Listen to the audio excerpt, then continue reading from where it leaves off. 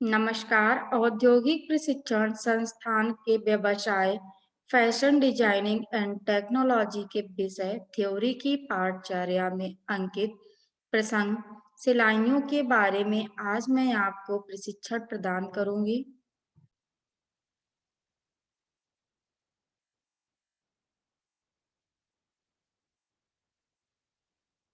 ये प्रशिक्षण आपको हम इस सामग्री के माध्यम से प्रदान करूंगी। तो आइए जानते हैं ये सामग्री क्या है। सिलाई का परिचय, सिलाई का वर्गीकरण, सिलाई का चुनाव, सिलाई के गुण, सिलाई संबंधी सावधानियां। तो सबसे पहले आइए हम जानते हैं कि सिलाइयां क्या होती हैं, इनका परिचय क्या है। इंट्रोडक्शन ऑफ सीम यानी सिलाई का परिचय। सिलाई किसी भी पोशाक को करने के बनाने के लिए बहुत ही महत्वपूर्ण है। अगर हम ये सिलाई नहीं जानेंगे तो हम फैशन टेक्नोलॉजी में जो फैशन पोशाक में देनी है या जो डिजाइन देनी है उनमें हमें बनाने में बहुत कठिनाइयां आएंगी। इसलिए इस फैशन टेक्नोलॉजी व्यवसाय में हमें इन सिलाइयों को जानना अति आवश्यक है कि सिलाइयां क्या-क्या होती है और किस सिलाई को कहाँ पे किस फैब्रिक पे प्रयोग में लाना है। तो सिलाई की कला के अभाव में सिलाई महत्वपूर्ण भूमिका है। सिलाई के अभाव में तो पोशाक निर्माण की कल्पना भी नहीं की जा सकती है। जिस प्रकार हाथ की सुई द्वारा अनेक टाके लगाकर विभिन्न सिलाइयां हैं, ठीक उसी प्रकार मशीन की सहायता से भी अनेक सिलाइयां लगाई जाती हैं। सिलाई को हम सीवन या सीम्स भी कहते हैं, जिनके नाम भी उनकी उपयोगिता के अनुसार अलग-अलग होते हैं। वास्तव में मशीन के द्वारा बनाए गए फैब्रिक जोड़ को ही सिलाई के नाम से जाना जाता है। हाथ से भी बहुत सारे टाँके बनाए जाते हैं, लेकिन वो हमारी कढ़ाई के अनुसार आ जाते हैं या कढ़ाई के नाम से हम उन्हें जानते हैं। लेकिन जो वास्तविक सिलाइयाँ हैं, वो हम मशीन के माध्यम से ही पोशाक में प्रयोग लाते हैं। तो मशीन के माध्यम से कौन-कौन सी सिलाइयाँ की जाती हैं, इनके बारे में आज हम प्रशिक्षण प्रदान करेंगे आपको। तो सबसे पहले हम जानते हैं ये मशीन द्वारा जो सिलाइयाँ हैं, उनको वर्गीकृत किस प्रकार किया गया है। सिलाई का वर्गीकरण, क्लासिफिकेशन ऑफ सीम। सिलाइयों को निम्न प्रकार वर्गीकृत किया जा सकता है। ये जो वर्गीकृत किया गया है सिलाइयों को, ये इनकी कार्यशैली के आधार पर वर्गीकृत किया गया। तो सबसे पहले सादा सिलाई, दूसरा चपटी सिलाई, तीसरा फ्रेंच सिलाई, चौथी ऊपरी सिलाई, ओवरकास्टिंग सिलाई, बाउंड सिलाई, जिग-जैग सिलाई। तो आइए सबसे पहले हम जानते हैं सादा सिलाई क्या होती है। सिलाई मशीन की जाने वाली ये सबसे सरल तथा साधारण सिलाई है। ये सिलाई मशीन के द्वारा की जाती है। ये सिलाई अधिक पारदर्शी कपड़ों पर उपयोग नहीं होती है। इसको लगाने के लिए 2 पल्लों को साथ में रखा जाता है। इसके पश्चात उन्हें जोड़ा जाता है। ये जो ट्रांसपेरेंट कपड़े होते हैं या हल्के कपड़े होते हैं बहुत, उनपे हम ये सिलाई नहीं करते हैं, क्योंकि वो सिलाई करने से जहाँ पे भी हम पहनेंगे, पोशाक को प्रयोग में लाएँगे, जहाँ फिटिंग होगी तो वहाँ पे वो सिलाई खिंच जाएगी, कपड़ा वो खिंच जाएगा, इसलिए वहाँ सादा सिलाई का प्रयोग कम किया जाता है। ये आप देख रहे हैं चित्र में, ये आधा इंच का मार्जिन दिया गया है, 2 पल्लों को बराबर रखा गया है और ये यहाँ से ये बखिया मशीन के माध्यम से लगाई गई है। ये है हमारी प्लेन सीम। फिर है चपटी सिलाई। ये सिलाई अन्य सिलाइयों की अपेक्षा कम मजबूत होती है। इस सिलाई में कपड़े के 2 टुकड़ों को जोड़ने हेतु उन्हें बिना ओवरलैपिंग किए रखा जाता है। इसके बाद सिलाई लगाकर बंद कर दिया जाता है।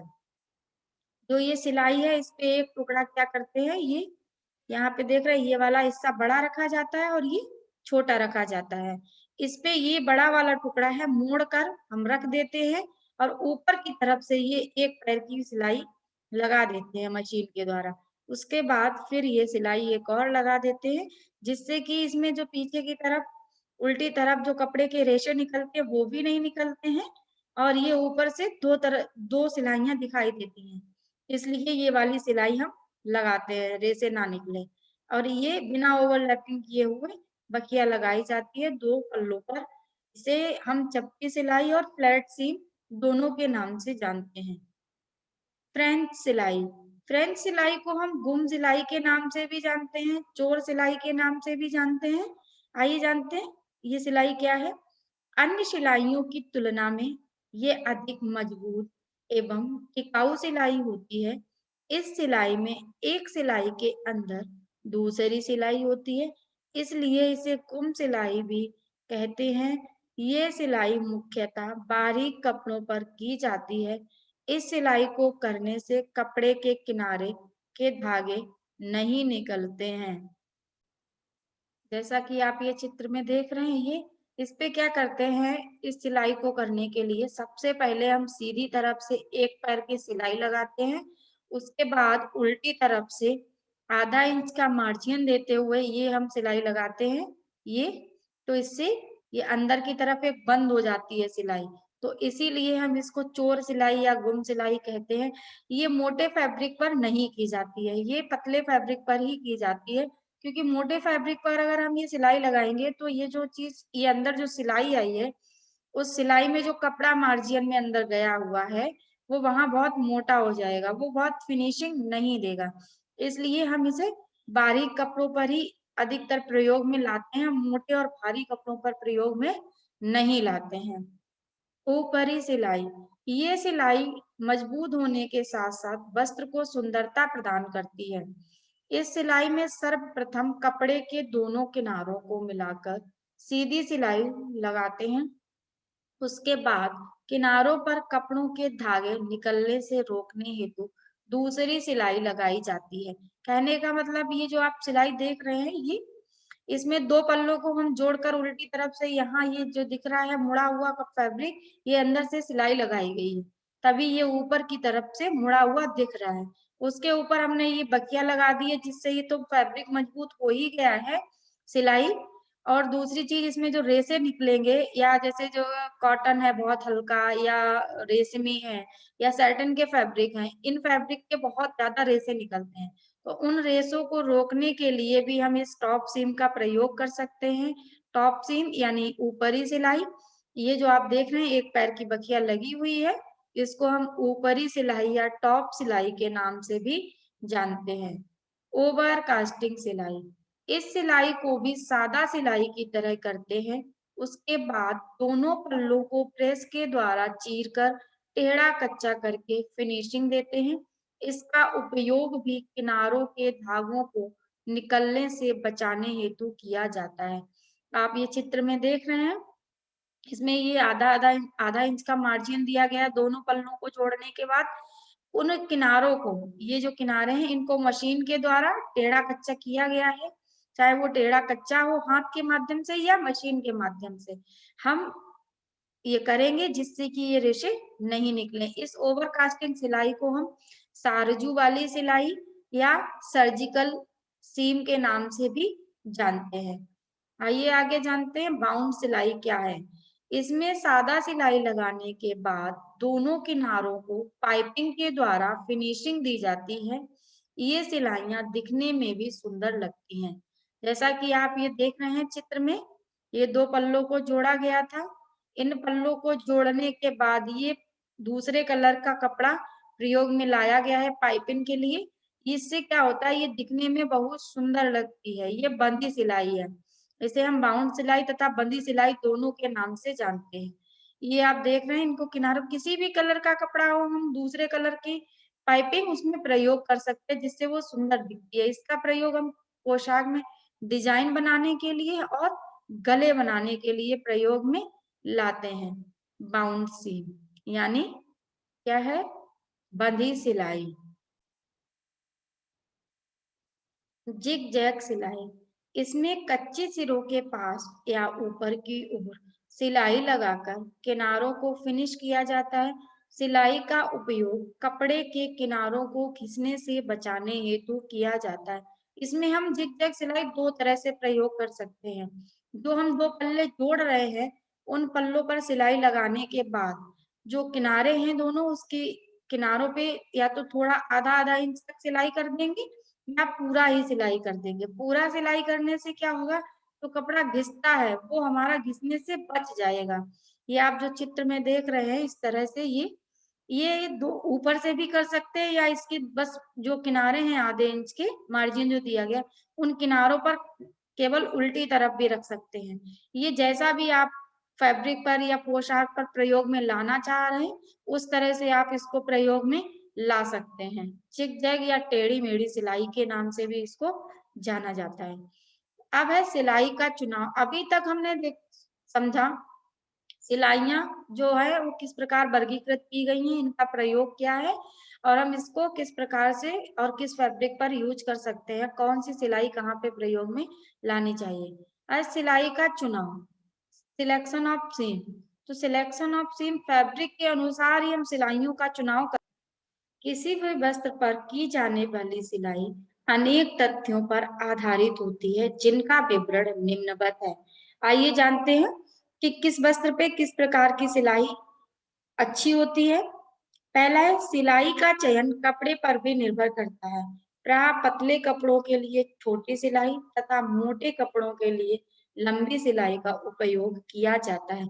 सबसे पहले हमें ये जानना बहुत ही आवश्यक होता है सिलाई करने के लिए कि हमें किस कपड़े पर किस प्रकार की सिलाई करनी चाहिए। दूसरा है मोटे तथा भारी कपड़ों के लिए फ्रेंच सिलाई प्रयोग नहीं की जानी चाहिए। जैसा कि हमने बताया था फ्रेंच सिलाई मोटे कपड़ों पर इसलिए नहीं की जानी चाहिए क्योंकि अगर हम इस सिलाई को करेंगे तो जो अंदर की तरफ सिलाई में कपड़ा जाता है हमारा वो बहुत मोटा हो जाता है। अगर हम इसको मोटे और भारी कपड़ों पे करेंगे तो वहां पे फिनिशिंग अच्छी नहीं आएगी। इसलिए हम क्या करेंगे, वहां फ्रेंच सिलाई का प्रयोग ना करके किसी और सिलाई का प्रयोग करेंगे। वस्त्रों के डिजाइन के अनुसार भिन्न भिन्न प्रकार की सिलाई प्रयोग की जाती है। हम जो पोशाक बना रहे हैं उस पोशाक के अनुसार हम देखते हैं कि वहां कौन सी डिजाइन दी गई है, उस डिजाइन पे कौन सी सिलाई सुंदर लगेगी, अच्छी लगेगी, उसी सिलाई को हम वहां पे प्रयोग में लाएंगे। अगर वहां पे हमें बाउंड सीम की सिलाई प्रयोग करनी चाहिए जिससे कि वहां वो सुंदर लगेगी गले पे। अगर उस गले पे हमें बाउंड सीम की सिलाई प्रयोग करने से वहां सुंदरता आती है तो हम बाउंड सीम का ही प्रयोग करेंगे वहां पे, ना कि हम किसी फ्लैट सीम या गुम सिलाई का प्रयोग करेंगे जिससे कि हमारी पोशाक दिखने में भद्दी लगे। किनारों को मोड़ने हेतु सादा सिलाई अधिक उपयोगी होती है। जो हमारे किसी भी पोशाक के किनारे हैं या हमें किसी ऐसी वस्त्र को बनाना है जिसके किनारे मोड़ने हैं सिर्फ, तो हम क्या करेंगे उनके लिए सादा सिलाई प्रयोग करेंगे, वो उनके लिए अधिक उपयोगी भी है और मजबूत भी रहती है वहां पे। फिर है सामान्यतः पुरुषों की शर्ट आदि बनाने हेतु चपटी सिलाई प्रयोग की जाती है। जो शर्ट बनाते हैं जो पीछे योक होता है जो शोल्डर पे आता है वहां हम चपटी सिलाई का प्रयोग इसलिए करते हैं क्योंकि वहां डबल फैब्रिक प्रयोग में लाया जाता है। अगर हम वहां चपटी सिलाई का प्रयोग नहीं करेंगे तो फैब्रिक वो जो उठा उठा लगेगा। इसलिए इस सिलाई को हम प्रयोग में लाते हैं शर्ट बनाने के लिए, वहां मजबूती देने के लिए भी, क्योंकि वहां जब हम जोड़ करते हैं, घूमते हैं, तो वहाँ क्या होता है या झुकते हैं तो वहाँ प्रेशर पड़ता है, इसलिए वहाँ पे हमें मजबूती देनी होती है कप शर्ट पे, इसलिए वहाँ चपटी सिलाई का प्रयोग किया जाता है। इसके अलावा जहाँ पे मूवमेंट वाले जो पोशाक हम बना रहे हैं, उनमें जहाँ मूवमेंट वाले भाग हैं, उनमें हमें फ्रेंच सिलाई या टॉप सिलाई का प्रयोग करना चाहिए क्योंकि वहाँ हमें मजबूती देनी होती है। इसलिए हमें वहाँ पे ऐसी सिलाई का प्रयोग करना चाहिए जिससे कि वो जब मूवमेंट करें, जो इससे मूवमेंट करते हैं, वो मूवमेंट करने पर वहाँ कपड़ा फटे नहीं या पोशाक फटे नहीं। सिलाई के गुण, सिलाई के गुण क्या है? कपड़े पर की जाने वाली सिलाइयां निम्न तथ्यों पर निर्भर करती हैं। पहला है उत्तम फैब्रिक जोड़। उत्तम फैब्रिक जोड़ क्या है? किसी भी सिलाई को करने हेतु उत्तम फैब्रिक की आवश्यकता होती है। जो भी हम सिलाई कर रहे हैं उसके लिए हमें अच्छी क्वालिटी के फैब्रिक की या अच्छी क्वालिटी के कपड़े की जरूरत होती है। यदि कपड़े के जोड़ सही नहीं होंगे तो उस पर सिलाई भी सही नहीं होगी। अगर हमारा कपड़ा अच्छी क्वालिटी का नहीं है तो सिलाइयाँ सही नहीं होंगी, वो कपड़ा वहां से खिंचाव करेगा और कपड़ा बहुत जल्दी फट जाएगा। इसलिए हमें जो जोड़ देने हैं उस पोशाक पर, उस पोशाक को बनाने के लिए अच्छी क्वालिटी का फैब्रिक प्रयोग में लाना चाहिए। स्थायी तथा समान टाके, यदि टाके स्थायी नहीं होंगे तो वे बीच से टूट सकते हैं, जिससे सिलाई खराब हो जाएगी। सिलाई में प्रयोग किए जा रहे सभी टाकों की लंबाई समान होनी चाहिए। जो हमारी सिलाई है पोशाक की, उसमें क्या करना चाहिए, एक तो हमें परमानेंट स्टिच यानी परमानेंट टाकों का प्रयोग करना चाहिए। ऐसे टाकों का प्रयोग नहीं करना चाहिए जिससे हम फैब्रिक जब प्रयोग में लाएं तो वो टूट जाए। तो मशीन के माध्यम से हम सिलाई कर रहे हैं तो हमें मशीन पे पहले किसी कतरन पे चेक कर लेना चाहिए कि सिलाई बराबर आ रही है, मतलब उसके जो बखिया है टाके समान आ रहे हैं या नहीं, और ये स्थायी है या नहीं। हाथ की सिलाई जो है वो क्या होती है, अस्थायी होती है। इसलिए हमें जो भी पोशाक बनाना है उसको हम स्थायी टाकों के माध्यम से बनाएंगे। अगर हम ऐसा नहीं करेंगे तो वो बीच बीच में टूट जाएंगे और हमारा पोशाक खराब हो जाएगा। सिलाई के समय फैब्रिक को फटने से बचाना, कपड़े की सिलाई करते समय ध्यान रखना चाहिए कि कपड़ा फटे नहीं। यदि किसी समय सिलाई खोलने की आवश्यकता हो तो उसे सावधानी से खोलना चाहिए। जो हम सिलाई कर रहे हैं, कभी भविष्य में अगर हमें उसे खोलने की आवश्यकता पड़ती है तो उस सिलाई को हमें करते समय वर्तमान में ऐसी सिलाई करनी चाहिए कि वो जब हम खोलें कभी तो वो कपड़ा जो है फटे नहीं। जैसा हम खोलें जिसके बाद हम जैसी भी सिलाई करना चाहें उस पे कर सकते हैं। इसलिए हमें इस चीज का खास तौर पे ध्यान। अब हम जानते हैं सिलाई संबंधी सावधानियां। जब हम सिलाई करते हैं तो उस समय हमें क्या क्या सावधानियां रखनी चाहिए। पहले सिलाई का कार्य करने वाला साफ सुथरा, जो भी व्यक्ति सिलाई संबंधित कार्य कर रहा है उसको साफ सुथरा इसलिए होना चाहिए।